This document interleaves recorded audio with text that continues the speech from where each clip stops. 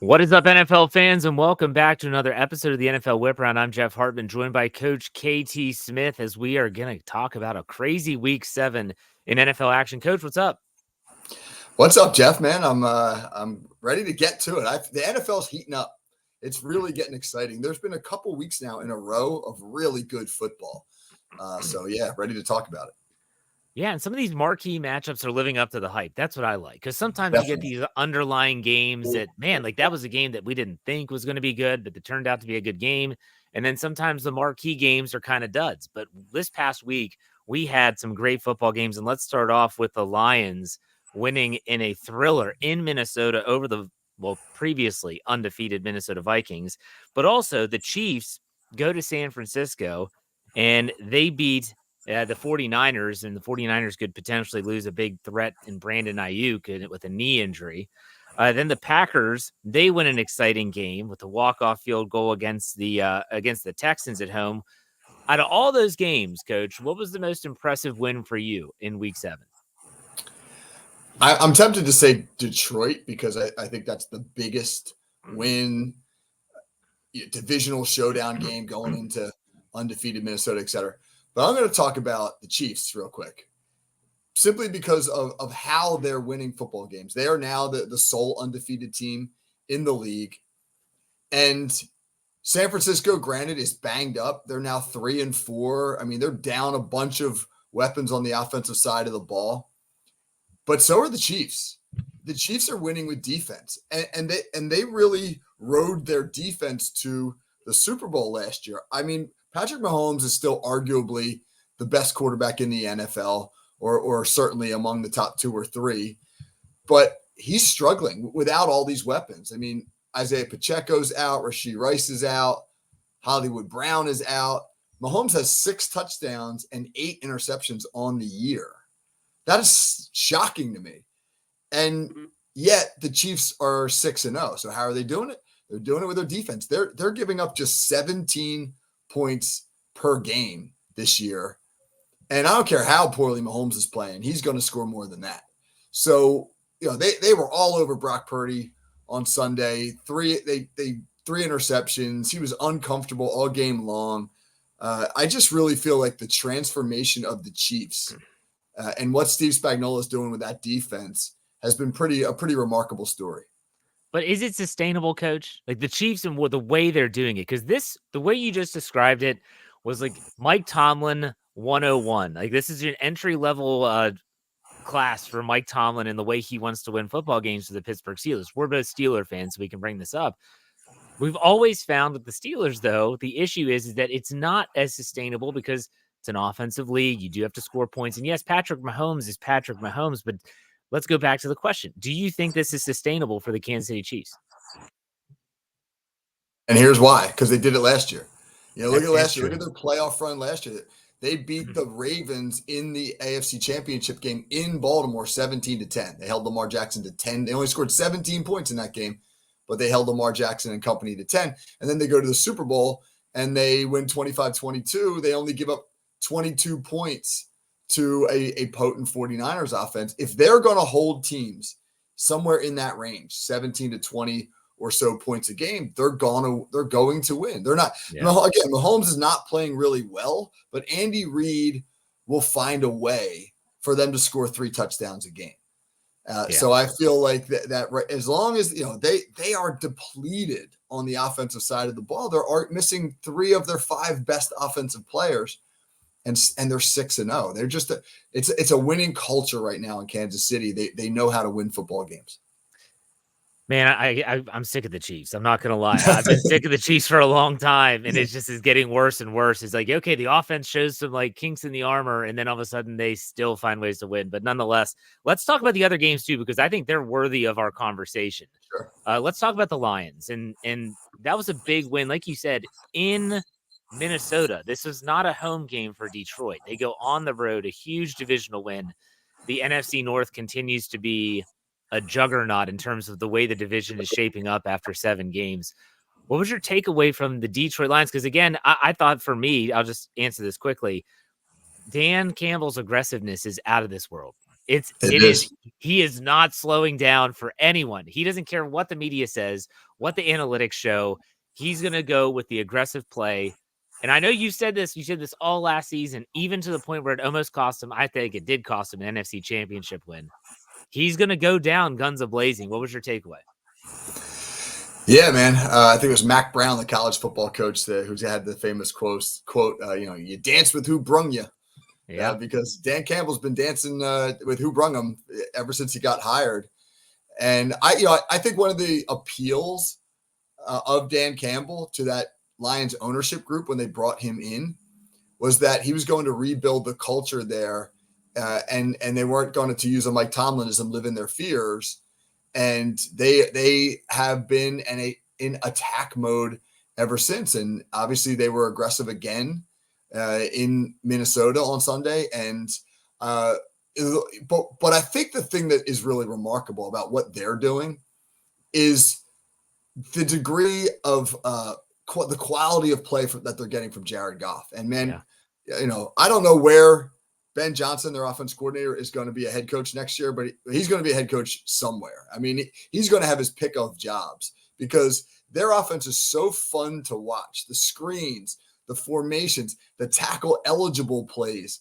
I mean, did you see the hook and lateral to Penei Sewell a couple of weeks ago? I mean, like, they are just outside the box. The marriage of Campbell and Johnson together as a coaching staff is just really providing dividends there.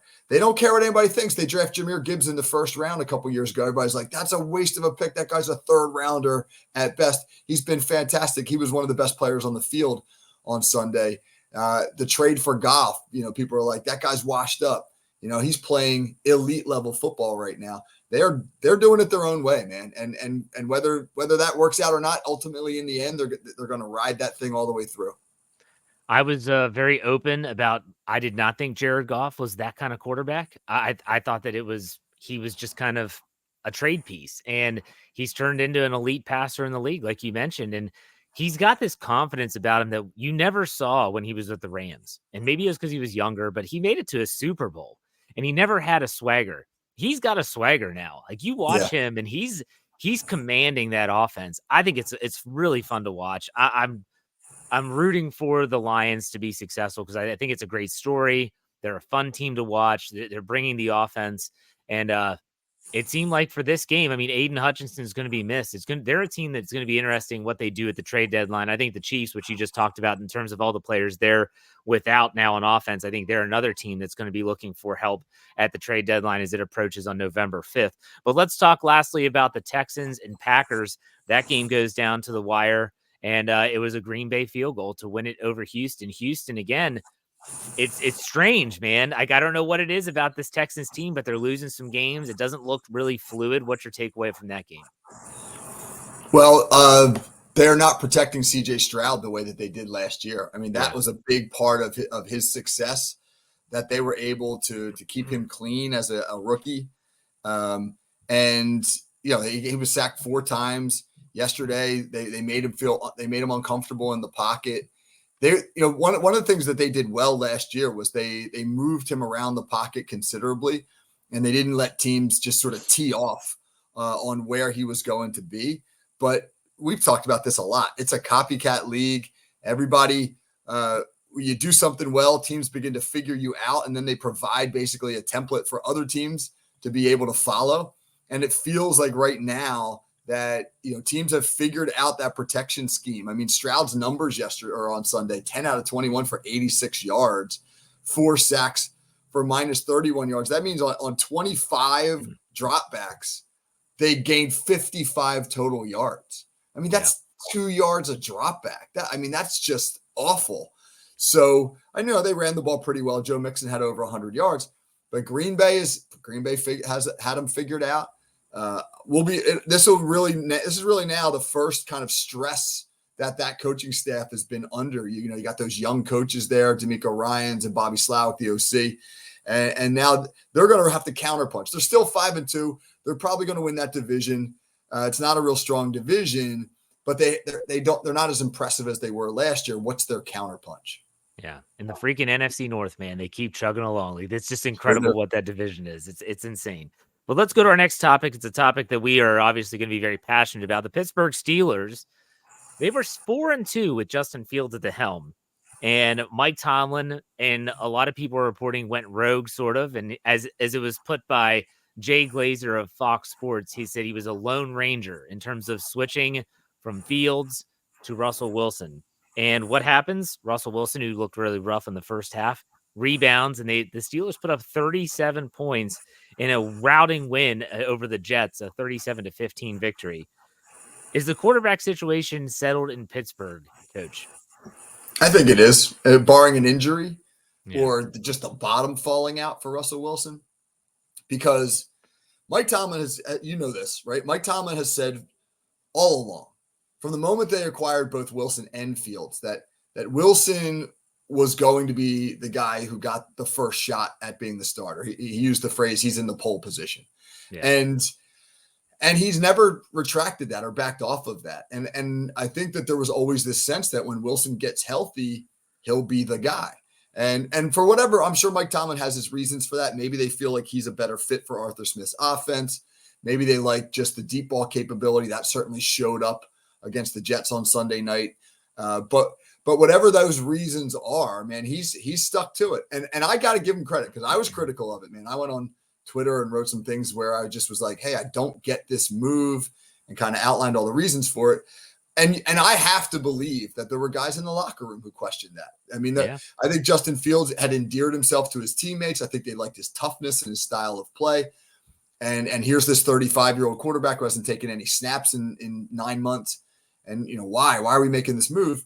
But Tomlin stuck to his guns. And then he had a great quote. I don't know if you saw the press conference after the game Sunday night, but he said, this is why I'm a well-compensated man. I loved it. I did see that. I did see that for sure. So I agree with you. If Russell Wilson continues to play at this level, which was not, anyone that watched that game, it was not like an elite passing clinic. Like, he was not dissecting the Jets defense. He was giving his playmakers a chance to make plays, and they bailed him out on more than one occasion. But it was just enough that we hadn't seen that yet from Fields in terms of that progression. So I agree with you in your assessment of the quarterback position, but let me ask you this follow-up. Do you think if this continues and Russell Wilson is the quarterback barring injury for the rest of the season, do you think Justin Fields' time in Pittsburgh is up? No. I think the Steelers got exactly what they wanted out of the first 6 weeks of the season. They got a long look at Justin Fields, and I think they saw enough for them to believe that he can be the quarterback of the future. He's 25 years old. He's not a finished product. There are elements of his game that need improvement. He doesn't get the ball out fast enough. He doesn't read the field as well as they'd like him to, but he is dynamic and exciting. And he showed in that 6-week sample that he can be a pocket passer. And that he isn't just a guy who just wants to run around and make plays off platform, et cetera. But I also think that they believe that the flaws in his game and the stuff he needs to develop are limiting enough that they might not be able to get where they want to go with him this year, and that they see Russell Wilson as the more complete, more developed quarterback with the greater resume. And so for right now, I think that they feel Wilson is the better guy. But going forward, I think that they saw enough from Fields to believe we need to lock him up long-term after this year. And I agree with your assessment there. What's absolutely astonishing to me in the NFL, where we have seen so many situations where you have a veteran quarterback and a younger player, and if a younger player is playing, the veteran says, I'm not here to help you. I'm not here to mentor you. We saw it with Brett Favre and Aaron Rodgers. Ben Roethlisberger made similar comments back in 2018 when Mason Rudolph was drafted in the 3rd round, saying, like, look, he thought it was a waste of a draft pick, first and foremost, but nonetheless, Russell Wilson has done nothing but try and help Justin Fields as much as he could. And it's been really impressive to see. And I know that from our source inside the facility, that they said that it's been amazing, probably better than they thought it was going to be. And so with the way that Russell Wilson performed, let's say that they can duplicate their second half success that they had against the Jets, and that's the new norm. Have the Steelers catapulted themselves from middle of the pack to top tier team in the AFC? That's a good question. I think the sample size right now with Wilson is too small to really be able to say so definitively. Right. But they're going to play good defense. Right. and that the defense, like what we were just talking about with Kansas City, is going to keep them in most football games.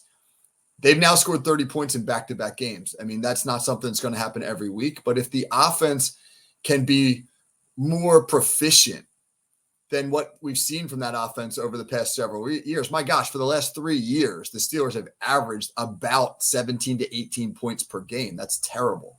That's bottom 5, 6 in the NFL.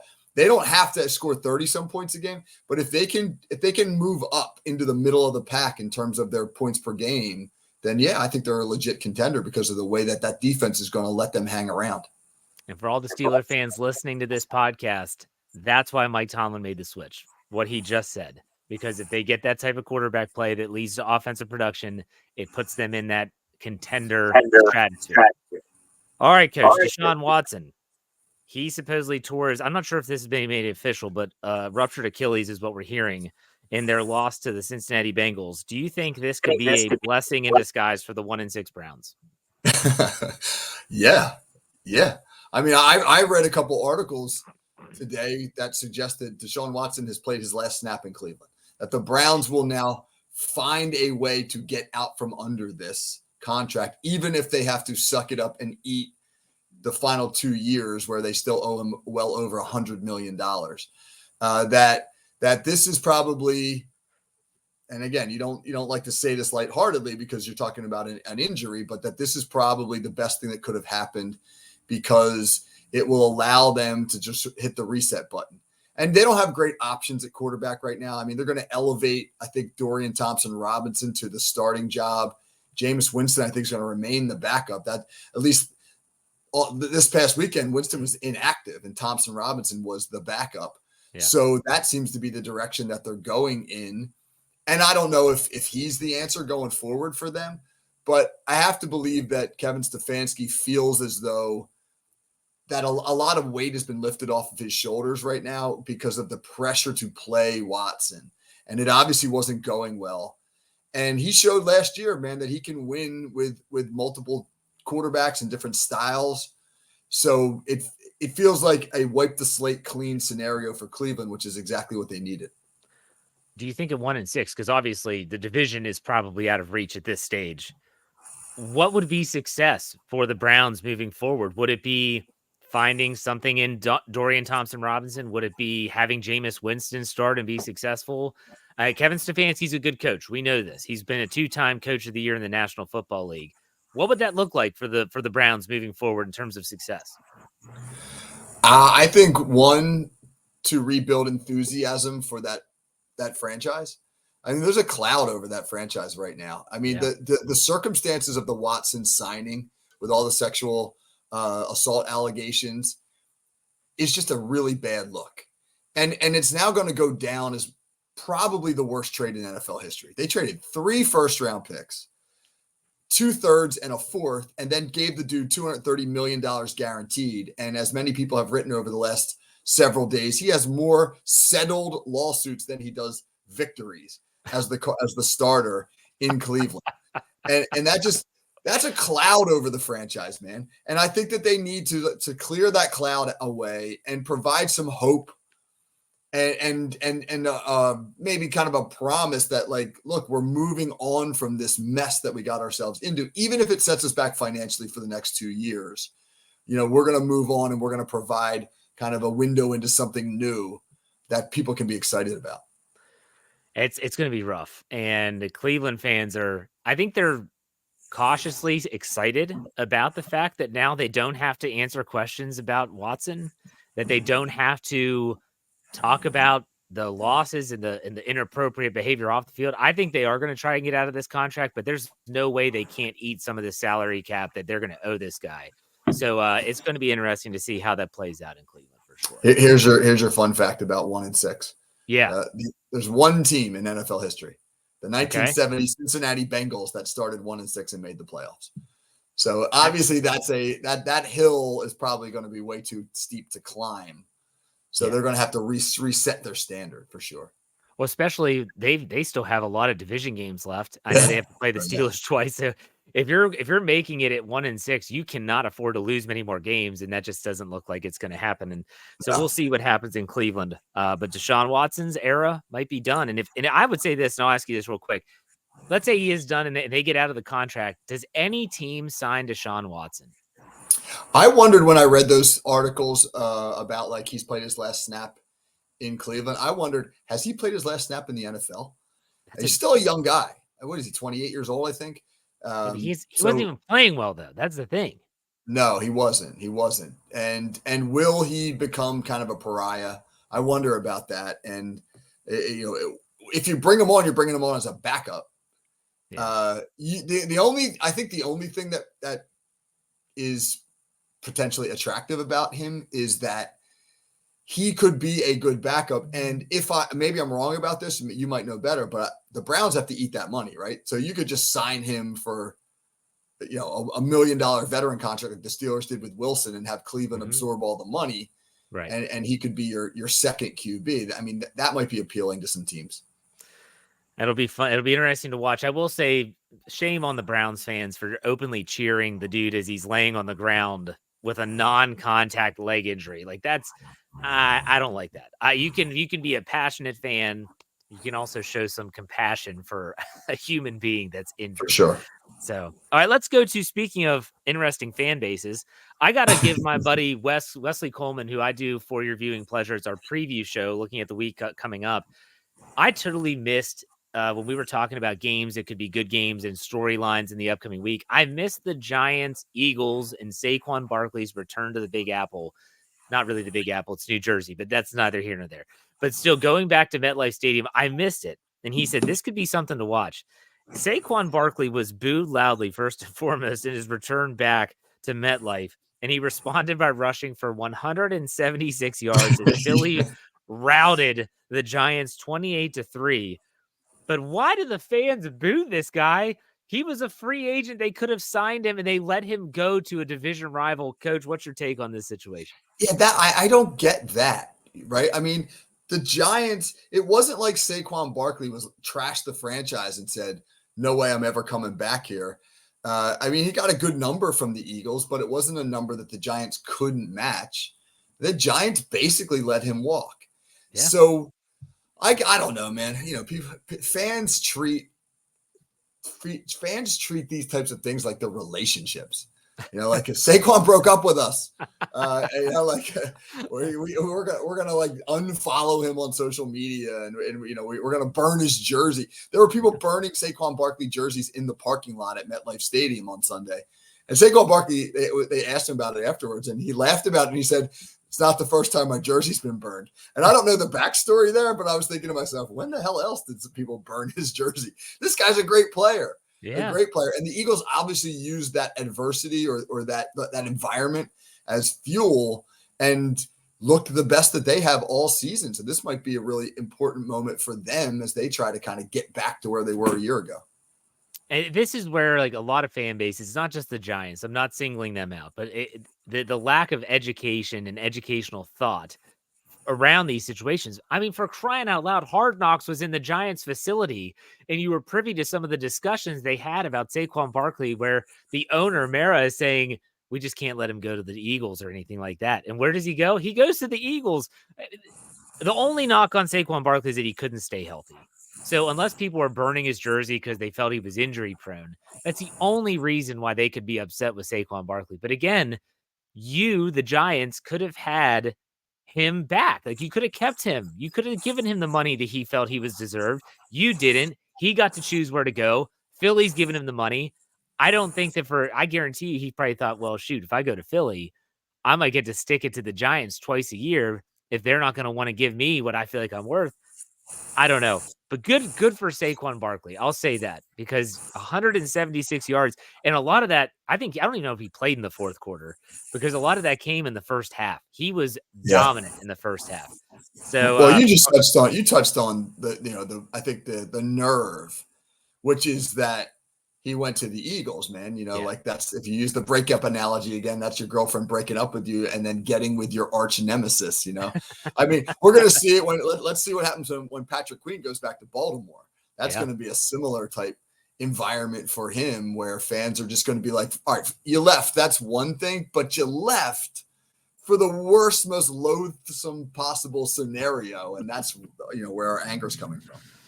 Hey, Giants, be better. That's what I say. Be better. All right, let's go to the fifth topic here. The 49ers and Bengals are both 3-4. The Rams and the Dolphins are 2-4, and the Jets are 2-5. I don't think any of us saw these records for these teams, but who among these teams is dead? Who do you think can salvage their season and potentially make a playoff run, Coach? Let's go through this. Well, I think the Dolphins are dead. I mean, they don't have a quarterback right now, and Tyler Huntley, who was the fill-in for Tua, he got hurt on Sunday, so I don't know what they're doing. Maybe go back to Skylar Thompson. The Jets, there's too talented to say they're dead, but they're also 2-5. And in the AFC, which is very competitive, they're going to have to play lights out and turn it around in a hurry. And with an interim head coach, I thought that the fact that the Jets elevated their DC to the head coach was a bad move because this defense was the strength of that team. And you now took that guy and made his job harder by asking him to absorb all the head coaching responsibilities. And then they go out and give up 37 points to the Steelers on Sunday night. So I don't have a lot of faith that the Jets are going to rebound. And nor do I with the Rams. I mean, they're banged up and they just seem kind of like they've lost their mojo. I think they miss Aaron Donald a great deal. So for me, man, it's the obvious. The 49ers and the Bengals. The Bengals were 1-4. They've won 2 in a row. We've seen them start slowly before and rally. A couple of years ago, they were 0-3 and made the playoffs. And the 49ers, as injured as they are just too talented to write off. I mean, they're in a terrible division right now. You look at that NFC West, and nobody appears ready to step up and claim the division. I guess Seattle leads it right now, but I think San Fran and Cincinnati still have really good chances to make the playoffs. I agree with your assessment on the Dolphins. I think Tua is going to come back sooner than later, which is crazy to me. Yeah. But hey, it's his life. He can choose what he wants to do with it. The Jets, I don't know. We watched this game on Sunday Night Football. Were you impressed with the Jets in any way? Now their secondary was decimated by injury, but were you impressed with anything that you saw? I mean, you think about the Jets, and you say, wow, boy, they've got weapons now on offense. It's Rodgers, it's Adams, it's Garrett Wilson, Breece Hall, and you think they should be able to put points up. But but you also realize they're all new together. All those guys are still learning to play with one another, and now you got a new play caller because they just demoted Nathaniel Hackett. It just feels like. They got an interim head coach because they fired Robert Saleh. That's just too much, man. That's too much, lack of continuity for them to be able to turn things around in a heartbeat. So I just don't think they're going to get it done. Okay, let's look at the 49ers upcoming games because, I agree. The NFC West is not like some star-studded division. They play on Sunday night next week against the Cowboys. They host the Cowboys. Then they go to the Buccaneers. Then they host the Seahawks. Then they go to Green Bay. Then they have to go to Buffalo. Yikes. That's a tough stretch. That is a tough stretch. Yeah. And I'm not going to say that they're done because, like you mentioned, the division is the division. They need Christian McCaffrey back. They need him back in a big way. Did they lose? Did we hear anything definitive about the Ayuk injury? It could be season ending, but no, I have not heard a definitive report. But okay. They fear that he tore his ACL. Okay, so let's look at the Bengals. The Bengals upcoming slate. They host the Eagles next week. Then they host the Raiders. Then they go to the Ravens, go to the Chargers, and then they host the Steelers. And then you got the Cowboys after that. So I think that if there's a team that I'm picking that is going to bounce back, I'm taking the Cincinnati Bengals. I think they're the team that if they're going to climb out of the hole that they've dug themselves, I'm going to go with Cincinnati. And I would say San Francisco is right there. You agree or disagree? Yeah, absolutely. I'll tell you what. I think Christian McCaffrey is making his best argument for why he's an MVP candidate by not playing. Yeah, because they desperately miss him. The things that he does, his diversity and the way that he opens up that offense, you just can't match it with another player. I think he is probably the most of all the guys who are on injured reserve right now or hurt and not playing. I think he's the one most missed by his team. Yeah. I agree with that. And I used to when I coached, and I'm sure you give out your own team awards every season. My most valuable player was not the player that always had the most goals or the most assists. It was the most valuable player. If you lost this guy, it's not the same. Like the value, he is that most valuable player for the 49ers. And so that's a good point. All right, let's finish this up with a player profile, which is a really interesting choice by you, coach. You picked this one this week. Amari Cooper, who gets traded from the Browns and the situation that he had there and the quarterback that he had there. And he goes to Buffalo and now he's with Josh Allen. He does catch a touchdown pass. He's getting acclimated to the new offense. What do you think about Amari Cooper? He's never going to badmouth anybody. He's not that type of guy, but you have to Yeah. think he's like, holy cow, I got a new lease on life. Well, I was going to say, is there a happier player in the NFL right now than Amari Cooper? Probably I mean, not. oh my goodness, man. Yes, to get out from under that mess in Cleveland. And it's not just that he's out of that situation. Look where he lands. You land in Buffalo. Josh Allen is playing arguably the best football of any quarterback in the league right now. The Bills, who a lot of people, including myself, thought were maybe in a transition year because they shed some salary and let some talented players leave, are now playing really good football. And that division with the Dolphins losing Tua, I mean, they're going to walk away with that division. They've already got a 3-game lead. And they're going to be in the running for the top seed in the AFC. And he's in a great spot. Passionate fans, much like the Cleveland fans, passionate fans, but they seem like maybe a kinder, gentler version. So, and he's going to play a prominent role in that offense. I mean, they may have been missing that piece that they lost when Stephon Diggs went to Houston, and now they fill it with Amari Cooper, who, when I was with Kevin Stefanski over the summer, I mean, he raved about Amari Cooper. That's why I was like really surprised that the Browns put Cooper on the trading block. He just couldn't say enough about Cooper's professionalism and what a pro's pro he was. And so, yeah, man, I think Amari Cooper is in the running for happiest man in the NFL. I mean, and it just makes you wonder, like this trade deadline, like sometimes it just works out so well for a player. And he's a guy that has been through it. I mean, you think about when he's with the Raiders, then he's with the Cowboys, he gets traded to Cleveland. He's not in a good situation. Again, this guy never pulled a Devontae Adams. You never saw him throwing his helmet on the sideline. He was never saying, get me out of here or anything like that. He just always did his job. And there's a part of me that feels great for guys like that. Like you took your lumps. And when I say your lumps, like you had to play with that. And so you got through it, but still, yeah, kudos to Amari Cooper. He deserves it. Think about the 3 franchises you just named. The Raiders, completely dysfunctional. Yep. The Cowboys, which is there's always some drama going on there. And then the Browns at one of the low moments in a franchise that's had a lot of low moments. Yep. And now he goes to Buffalo, and it's like, oh, my God, finally, I'm in a place with a stable culture. And a pretty good quarterback. Pretty good quarterback, yep. All right, Coach, what's coming up on the call sheet? You got anything planned? Yeah, man. So scoring is back. I don't know if you've noticed or not. It is. After 3 straight years where points per game in the league has declined or kind of leveled off, and went down to an average of about 21 points per game for most NFL teams. It's up over 24, almost at 25 this year. So we're going to look at why is scoring back up in the league? What are some of the reasons for that? I love it. I think that's great. All right, make sure you check us out on our FFS and NFL feed if you're watching us on YouTube, or check us out to get all of our podcasts there. Make sure you get Coach's Call Sheet, my 4-year viewing pleasure with Wesley Coleman that I referenced. A lot of good stuff there. And then if you want to check out our stuff on the Steel Curtain Network, you can find us wherever you get your content by searching Steel Curtain Network. But that does it for another NFL Whip Around, Coach. Have a good week. We'll talk next week. Take it easy.